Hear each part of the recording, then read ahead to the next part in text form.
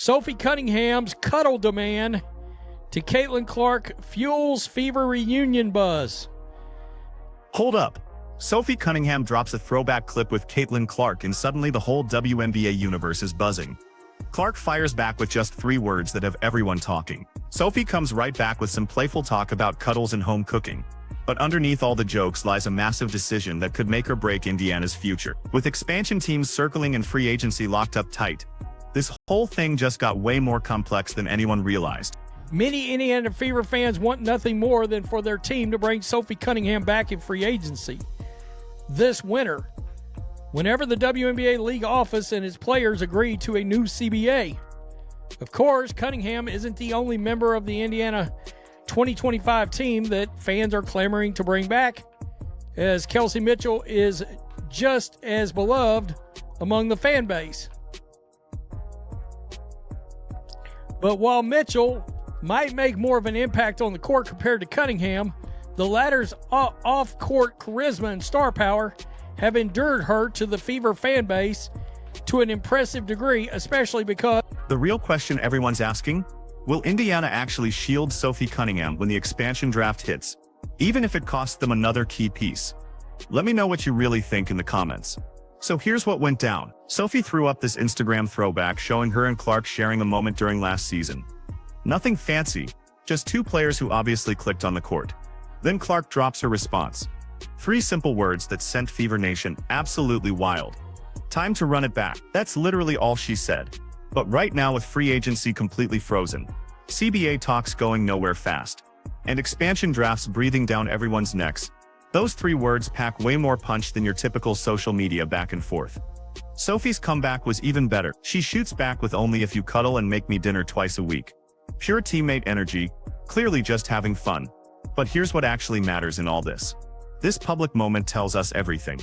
Clark definitely wants Sophie back in Indiana, and Sophie is all in on returning. Now, before we dive into what this really means for how Indiana builds their roster, let's talk about the absolute madness that exploded in those comments. Someone actually had the nerve to ask if Clark has ever been unfaithful to Connor, all because 2 teammates were joking around online. This is exactly the exhausting nonsense that makes covering this league so frustrating sometimes. 2 players can't even have normal friendly banter without certain fans trying to create some wild drama that has zero connection to basketball. Clark is completely committed to Connor McCaffrey. Sophie is straight. They're friends and former teammates having fun on Instagram. End of story.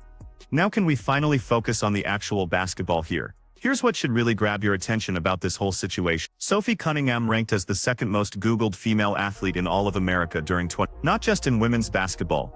Among every single female athlete across every sport in the country, she's got her own podcast deal with Colin Cowherd's network. She's constantly appearing on major media shows. She's built a real fan base that goes way beyond just basketball fans. Mind you, she was also the only player in the entire league that we sat back and witnessed literally physically defend Caitlin Clark on the court. Just keeping it real. Watched a lot of other teammates just stand around while Sophie trying to scrap. And get this, she only spent 1 season in Indiana. Let that sink in for a minute.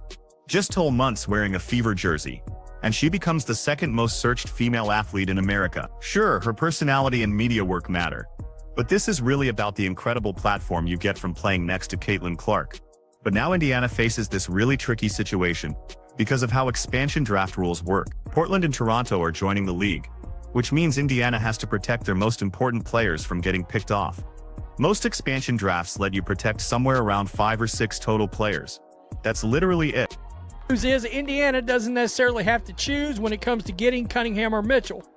Both players have expressed interest in returning. The Fever's front office will have enough money and flexibility to re-sign them, both if they so desire. Clark, Boston, Hull, and Smith are absolutely getting protected.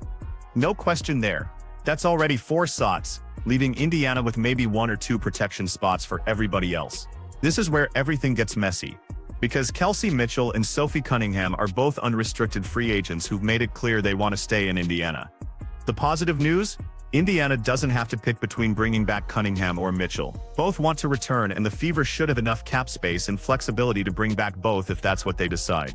But here's the catch. If they resign both players before the expansion draft happens, they'll need to protect both of them, which burns two of those precious few protection slots they have available. So imagine this scenario where they leave Sophie unprotected because they can't spare a protection slot for her. Portland and Toronto are starting completely fresh. They desperately need players who can immediately sell tickets and create buzz in the media. Sophie Cunningham is perfect for both of those needs. She's a solid rotation player who also brings legitimate star power and marketing appeal. If she's sitting there available in that expansion draft, she's gone. No doubt about it. Probably early, maybe even with the very first pick. New franchises need recognizable faces who can jump on local media and actually bring an audience with them. They need someone who can instantly create fan excitement and media coverage. Portland and Toronto are entering a league where Caitlin Clark just shattered attendance records and TV ratings. They're seeing a landscape where star power and media presence are more valuable than ever in WNBA history. Sophie Cunningham is exactly what expansion teams dream of finding. But there's something else that doesn't appear in marketing studies or Google Analytics. Go back and watch last season's game. When Clark took a hard hit, when she got knocked around, when opposing players were taking cheap shots at the league's biggest attraction, who was the only Fever player who consistently stepped up physically?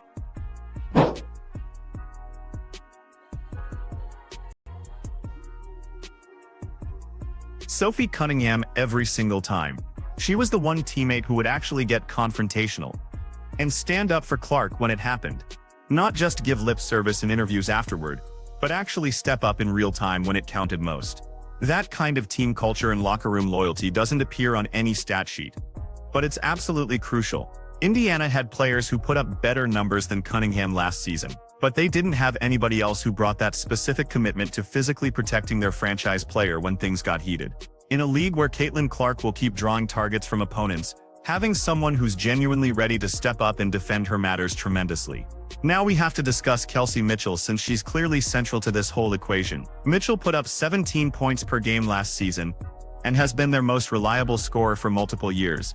She's obviously the top priority from a pure basketball perspective, but if Indiana can only protect one of their unrestricted free agents in the expansion draft, the basketball choice and the business choice might lead to completely different conclusions. Mitchell is definitely the superior player, no argument there. But losing Cunningham to Portland or Toronto might hurt more because she brings things that are much harder to find in free agency or through the draft. She brings media attention, fan connection, defensive grit, and proven chemistry with your best player. Which brings us back to that Instagram moment. This wasn't just casual friendship. This was a public statement. Caitlin Clark made it crystal clear she wants Sophie back for everyone to see. When your generational superstar tells you she wants a specific teammate back, you pay attention. Not just to keep your star satisfied, but because she's recognizing something about team chemistry and compatibility that outsiders might miss completely. Look at Sophie's real contribution beyond just the statistics last season. The Fever transformed from a broken lottery team into a playoff contender. Part of that was Clark arriving. Part was Boston developing, but part was also bringing in veterans like Cunningham who knew how to put him a ball-dominant guard without needing constant attention. She took charges when needed. She knocked down open shots.